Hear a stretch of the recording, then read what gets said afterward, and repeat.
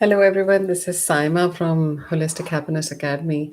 And based on the responses and reviews of the video, which was about advice for working with narcissistic people, I have added a few more tips that are more specific for empaths, especially empaths, because empaths get very triggered with anxiety.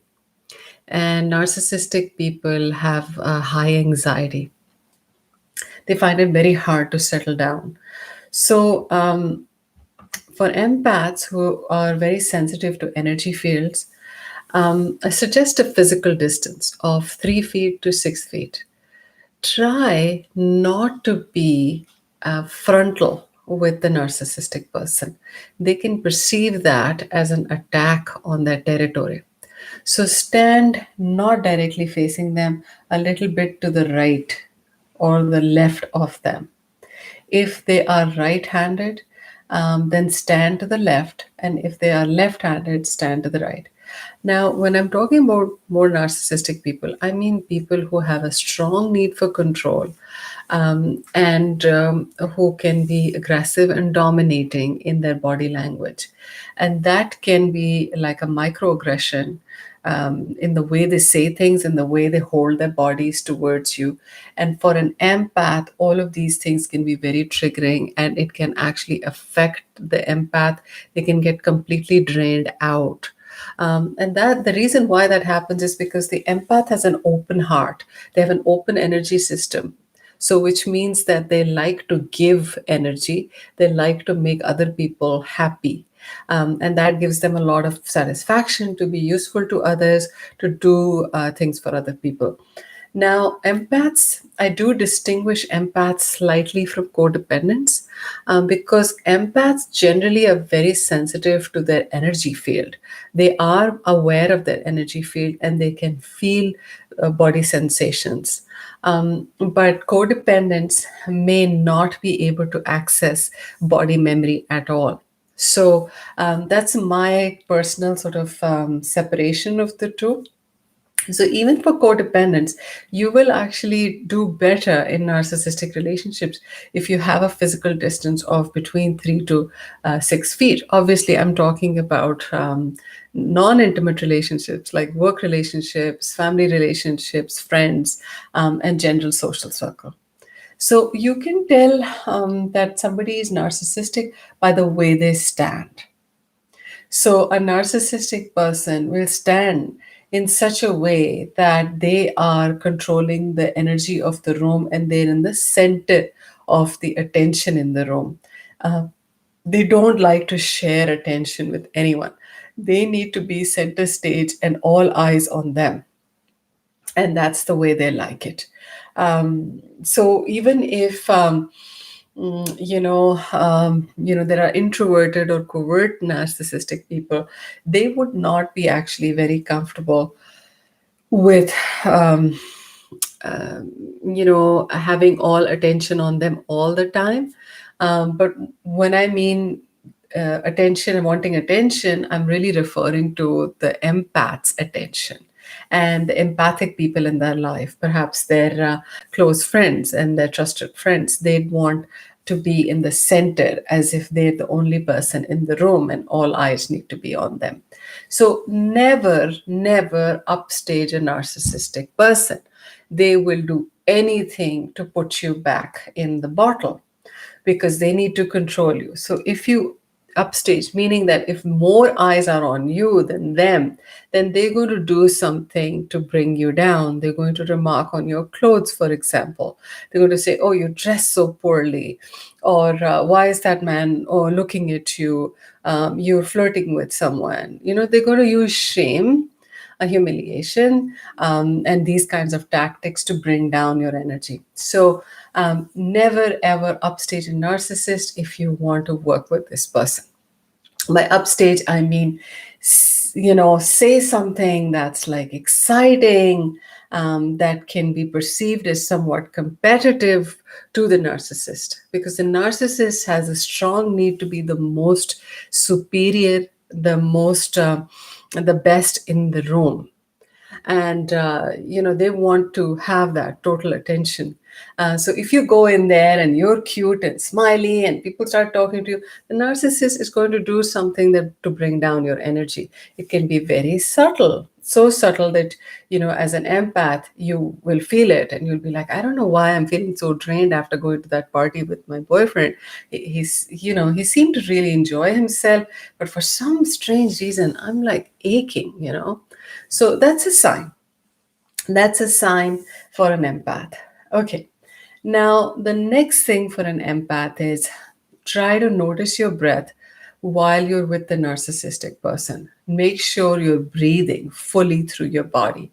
The breathing that is very helpful is the 4-7-8 pattern. 4, inhale, count 7 to pause and hold your breath, 8 to exhale.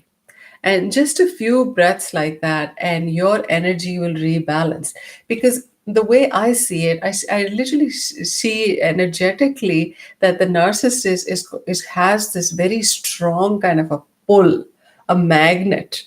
And if you're not breathing, your energy is going to be yooped, vampired right out. And if you're breathing, then chances are that energy is going to retain consistency through your body, through your energetic system, even if the narcissist attacks you in a very subtle way. They can be so subtle, it can be such a microaggression, it could maybe even just a glance, but you're going to feel it as an empath. You're going to feel the anger and aggression coming from them. Okay, so I just started to laugh because, I was in this totally imaginary world with this dynamic that I have witnessed often in my life, and it just fascinates me. And there I was really feeling for the empath. Now, that itself shows that I'm an empath. But I must say that even thinking about such a scenario is just so triggering for me. So don't discount the impact of the narcissist on your energy system. It is truly happening. So sometimes empaths can really invalidate what they're actually feeling in their body. And my real true advice to you, my friends, is don't do that. I know some of the stuff you're going to be picking up about that energy and what it may trigger in you, especially if you're somewhat psychic, may surprise you, may shock you, may make you wonder a little bit that really I just had this really nasty feeling like this person really hates me or something. And don't discount that. These are all little clues to kind of understand who you're dealing with. And so the best way to face this is to stop discounting all the little stuff. Stop gaslighting yourself, and you will be make sure that you're not gaslit by the narcissist either. So anyway, let's go further. So one very very important thing for you to do as an empath is to regulate your own emotions very strongly, very consistently, on a daily basis, especially if you're dealing with narcissistic people on a regular basis. There are certain industries that generally attract more narcissistic people. So any public industries like media related industries will have more than their fair share of narcissistic people. Interestingly enough, education is another area where you're going to find more than your fair share of narcissistic people. Third area is corporations, especially amongst the top 10 people in a corporation, many of whom are going to be narcissistic. You may find more narcissism among salesmen, salespeople. They may have more of that. And they'll be naturally drawn to environments where they have to control and kind of manage and negotiate and manipulate a sale. So whether we take manipulation in a negative sense or positive sense, generally narcissistic people are drawn to certain professions where they can use their emotional gift of being able to take energy effectively to their benefit, because it will naturally add to their bottom line. Some people think that, narcissistic people cannot be in healthcare. Why would they care about other people? Why would they be doctors, or why would they be nurses, or why would they be in psychology? I actually don't agree with that. We come with various degrees of narcissism, and nobody's a perfect empath, and nobody's a perfect, narcissist. It's various degrees of it. So, more narcissistic people can be in health and wellness as well. There are doctors who are very high on the narcissistic scale.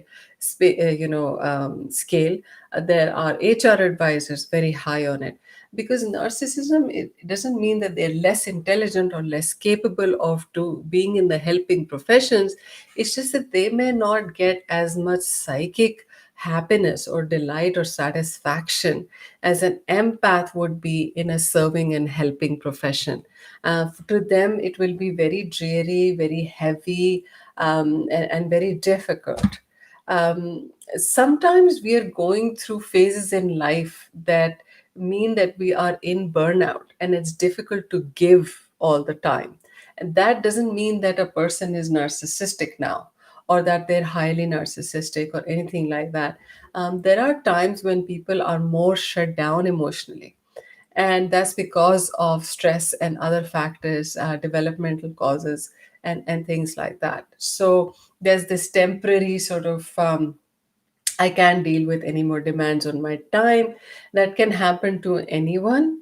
That doesn't necessarily mean that they're narcissistic. So, when I talk about emotions for the empath, it's really, really necessary that they take care of themselves and keep themselves in a balanced sort of state, emotionally, and put their emotional needs first, so that there are no expectations from the narcissist to give kindness or empathy or care, to the empath. Now, some people will argue that, that's a very typical thing about empaths. They will rarely, if ever, tell anybody when they need help. In fact, empaths generally take care of themselves, and empaths can often be very strong people pleasers. So they can be so oriented towards pleasing people that they make sure they don't burden anybody.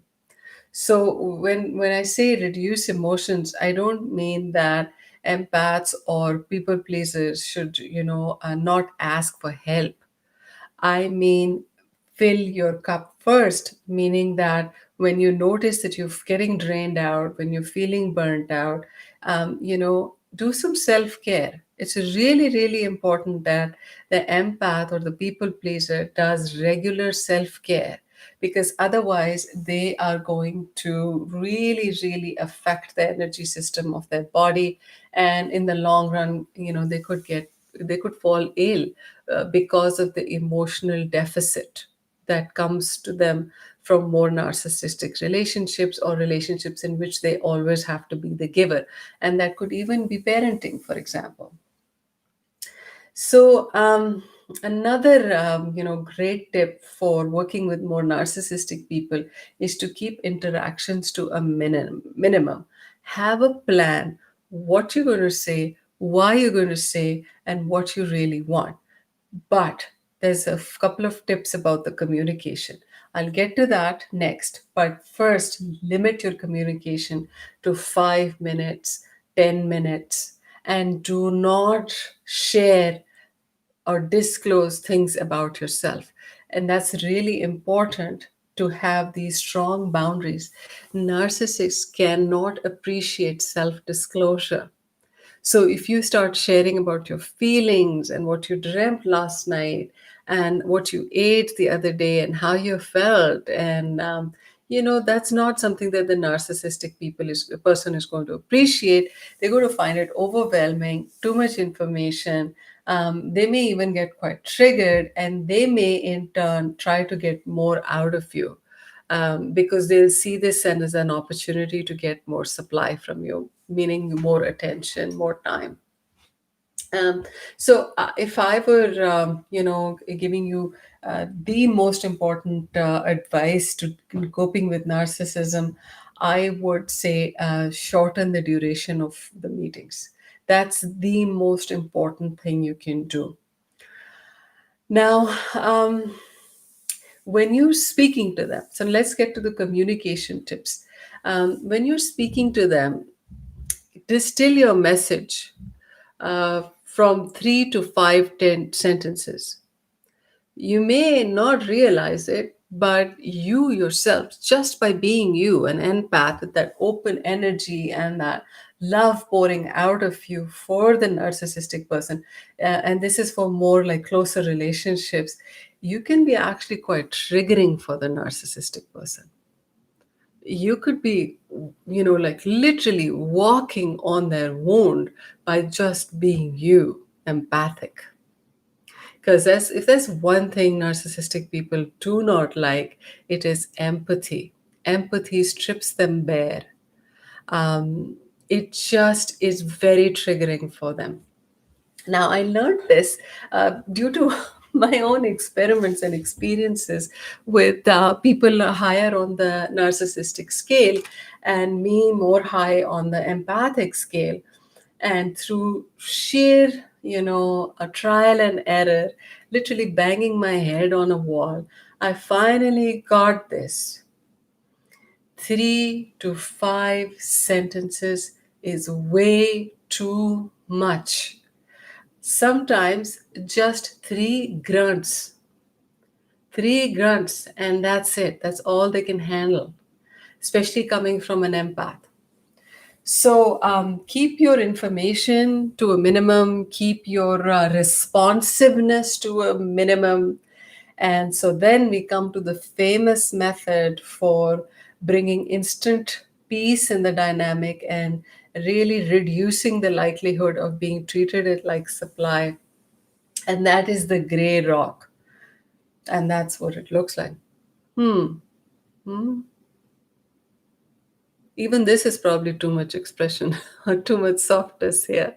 So, as firm, as distant, as completely closed off as you can get, the narcissistic person is going to respect you for that, because many narcissistic people know that they've got a problem. They know that they get triggered by empathy and vulnerability. And so when you're like closed off and shielded in that way, they feel freer to open up a little. Keep things light and superficial. Do not expect any depth of reflection from a narcissistic person. That's not how their brain is wired. It's wired in steps of A, B, and C. And that's it. And so now I'm going to go to two types of narcissistic communicators. One is most likely an indirect communicator, which basically means a high context communicator. These people are usually in more collectivistic cultures.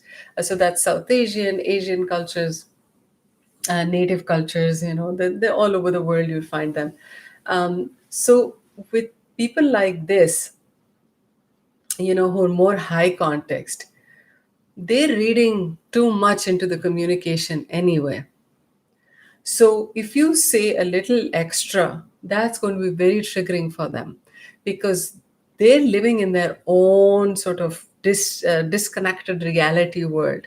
And depending on how much they live in an illusion, they're going to be just sitting in that bubble. And if you give like extra sentences, oh my goodness, you guys not will find it very hard to communicate and get to the point of what needs to be done and what action needs to be taken. So for this, the high context cultures, you could be part of that too. um, Start with indirect suggestions. Literally talk about a news item that you saw, and then get to the point. Once you've both nodded, yeah, did you see that? Yeah, yeah, interesting. And how's the weather? And now you've established safe connection. In high context communication, do your best not to start with a direct request. Instead, start with, general stuff, you know, and then state, something about the problem, but not personal. So it's not my problem, not your problem. There is a problem though. So something like rates have fallen down. Mm-hmm. Yeah, yeah, yeah. Maybe, this could happen. Transfer from one account to another account. Yeah, this could happen. Pause. Lots of pauses. Short sentences maximum 3 to 5 sentences. Sentence length no more than 3 to 10 words. That actually 10 is way too high, maybe 3 to 7 words. Plan your communication, especially if your natural communication is rambling and storytelling. I suggest that you get more specific about what you need to say in 5 sentences and communicate it. Now, many narcissistic people are very high on the anxiety scale, and many of them also are comorbid with depression and anxiety. So they can only take in this much communication at a time. So you'd want to kind of follow that up if you don't see any action with another little chat like that. That's very neutral. Okay, now for narcissistic people in the direct context, in the low context, direct communication style, which we usually find in more individualistic cultures. So, for these narcissistic personalities, you need to tell them what you want right away in 3 to 5 sentences. That's pretty much it. Um, Transfer from, you know, uh, XYZ amount from account A to B by Tuesday and let me know. Now, for an empathic person, that's incredibly rude to start with that. And so you could start by noticing something that the narcissistic person has put out on their social media, for example, or noticing the tie they're wearing, or just generally nodding and say, hope you had a good, you're doing good, saw your post, seems interesting, just very, very limited comment. That's a nice tie. Yeah, tie looks good. And no emotion, very little emotion. And these are again suggestions from that have worked for me or people I know. And then I think 10K should be transferred from account A to B. What do you think? I'm wondering if. And wondering is a nice word to use with people higher on the control spectrum. Because if you say do this because it's important, it's necessary, oh my goodness, you're reversing the tables on them. You're threatening their supremacy. Sorry, not supremacy, superiority. So that would be very threatening to a narcissistic person. So you'd say something like, I'm wondering, it could be that, so being a little bit tentative could work. But depending on your understanding with the narcissistic person, you could just be very cutthroat and blunt with them as well. I want you to do this. Please do this now, yesterday. Okay, now for the tone. Tone, believe it or not, is extremely triggering for higher on the narcissistic scale. So you'd want to make sure you're calm, balanced in your center before approaching them with anything. Um, have a lower tone, have a softer tone, um, and speak as if you are speaking to somebody you respect a lot. But say what you have to say slowly, without any anxiety tones. Anxiety tones basically come from shorter breath cycles. Make sure you've been breathing and then speak. Um, don't use, don't is a very strong word, but basically limit the use of strong masculine posturing with the narcissistic person.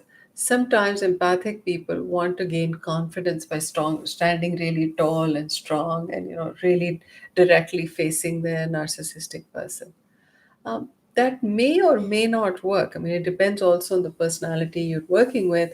But generally, I found that a softer posture that's less threatening to the narcissist. So, kind of shrinking in on themselves because they do like to take up more space than other personalities. So, shrinking up in yourself, drawing your energy in, and sometimes even a visualization that all my energy is coming back inside me. So you're not sending that energy out. So you're not standing as if you're sending your energy out, just drawing it all back in, kind of visualizing that you have a shield around you, and then starting your speech. Those are all ways in which you can emerge from a communication with a narcissistic person feeling less trained, and more centered, and not feeling like you've lost a piece of yourself in the conversation. Remember that the people thrive by silencing you. They thrive by limiting you. They thrive by basically draining you of energy, draining you of yourself. So you want to make sure you're protecting yourself. So showing yourself to a narcissist is like putting your head in the head of a lion.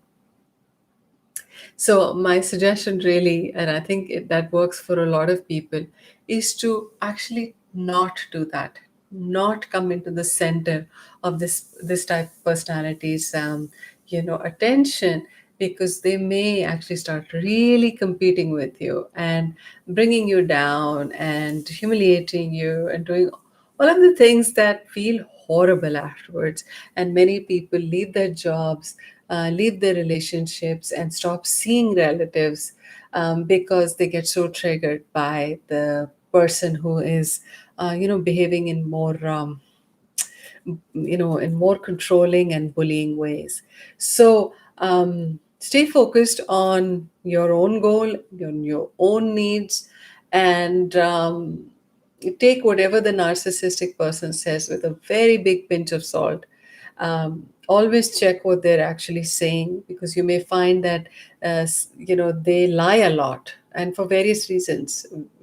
Sometimes we don't even understand why narcissistic people lie or gaslight as much as they do. Take everything with a grain of salt. Many times they'll say the opposite of what they mean.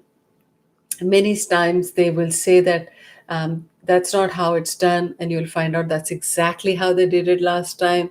So you don't be shocked if you find big discrepancies in their stories. So, anyway, I hope this is helpful for you. Please post in the comments below other ideas, other questions for me to research and put forward to you, because I love doing that. And so I'm delighted if I hear back from you and you have questions. I'll do my best to answer them or research so that you can get some good information on those topics. Thank you so much. Have a wonderful rest of the day, rest of life, wherever you are. Thank you.